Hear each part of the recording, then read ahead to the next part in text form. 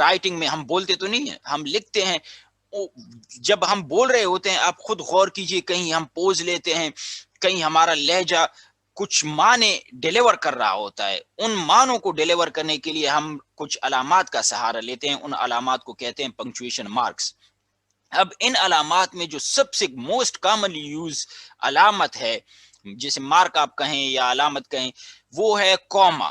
بہت ہی commonly use ہوتا ہے یہ کوما, اور میں نے نوٹ کیا سوشل میڈیا پر, واٹس ایپ گروپس میں اسٹوڈنٹس بالکل غلط استعمال کرتے ہیں, بلکہ استعمال کرتے ہی نہیں, انہیں پتہ ہی نہیں ہوتا کہ کہاں استعمال کیا جا سکتا ہے. میں اس لیسن میں 3 یوزیجز کوما کے آپ کو بتا رہا ہوں. اگر یہ 3 بھی آپ سیکھ لیں تو آئی کین بیٹ یو آپ کی رائٹنگ بہت بہتر ہو سکتی ہے. جب کوئی پڑھے گا آپ کو تو اسے لگے گا یہ انسان جو ہے یہ سمجھتا ہے, رائٹنگ کی سکلز اس میں ہیں.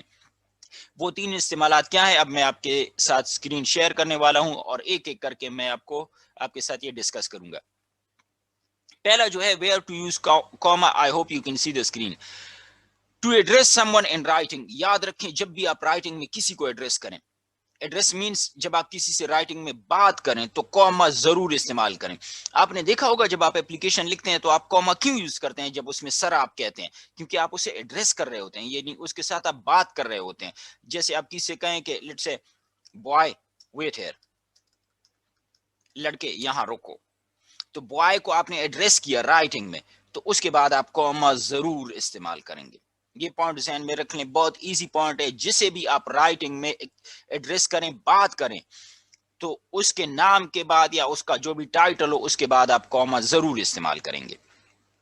سیکنڈ پوائنٹ کیا ہے, سیکنڈ پوائنٹ کا ہے to separate independent clauses. Independent clauses وہ ہوتی ہیں, وہ جملے کے اندر وہ جملہ ہوتا ہے جس کا اپنا ایک مفہوم ہوتا ہے, سبجیکٹ بھی اپنا ہوتا ہے, ورب بھی اپنا ہوتا ہے, اور وہ الگ بھی اگر ہم اسے لکھیں تو اس کے معنی کمپلیٹ ہوتے ہیں. اسے انڈیپینڈنٹ کلاس کہتے ہیں, کوآرڈینیٹ کلاس بھی اسے کہتے ہیں.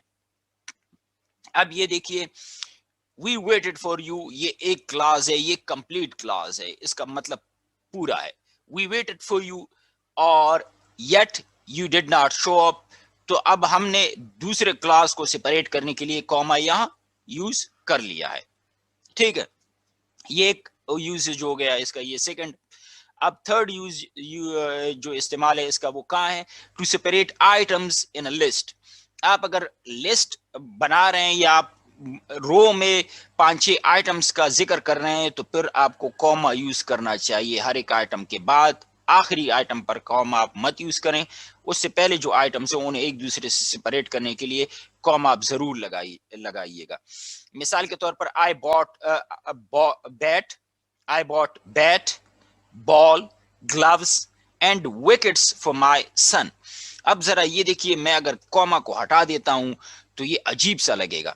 بالکل, I bought bat, ball, gloves and wickets for my son. آپ کو اگر یہ عجیب نہیں لگتا, جو بھی رائٹر ہو جس میں سکلز ہوں, جسے پتا ہو, تو وہ بالکل اسے پسند نہیں کرے گا.